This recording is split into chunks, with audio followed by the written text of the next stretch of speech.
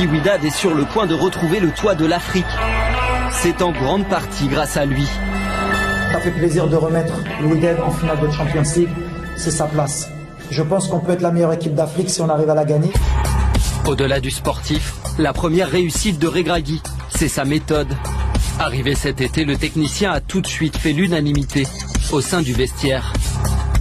J'ai fait quelques matchs, je ne marquais pas, il était toujours là à me faire confiance. On est en train de dormir, tu reçois une vidéo du coach en te montrant des actions de City ou Liverpool.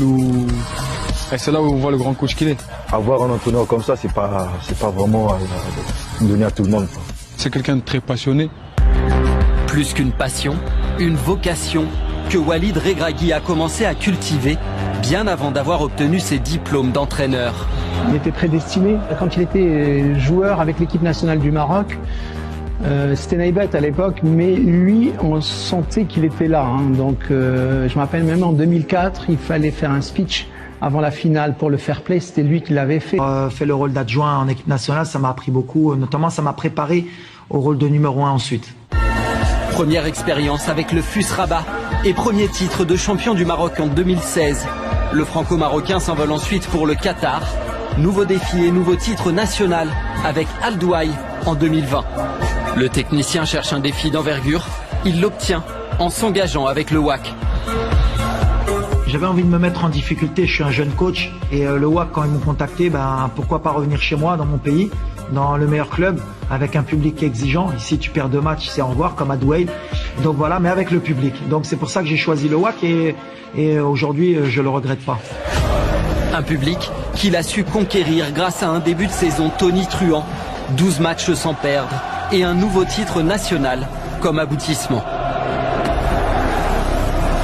J'aime avoir le ballon, j'aime jouer dans le camp adverse. Ma vraie philosophie, c'est d'avoir un football offensif et attractif. Des qualités et un profil que beaucoup aimeraient voir s'exprimer avec la sélection marocaine. Voilà le profil parfait pour l'équipe nationale. Un ancien joueur, il a joué à l'étranger, il a joué au Maroc, patriote, une rigueur tactique quand il était joueur, la discipline.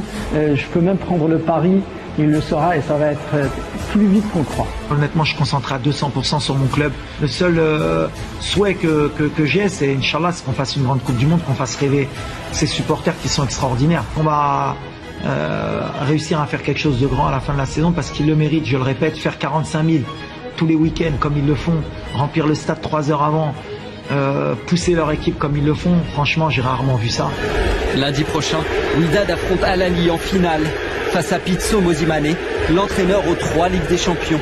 Regragui a l'occasion d'écrire son nom au panthéon du football africain. Voilà pour ce portrait de Walid Regragui. Charles, parlez-nous du parcours de cet entraîneur qui a tout d'abord été un joueur du championnat de France et puis bien sûr un international marocain.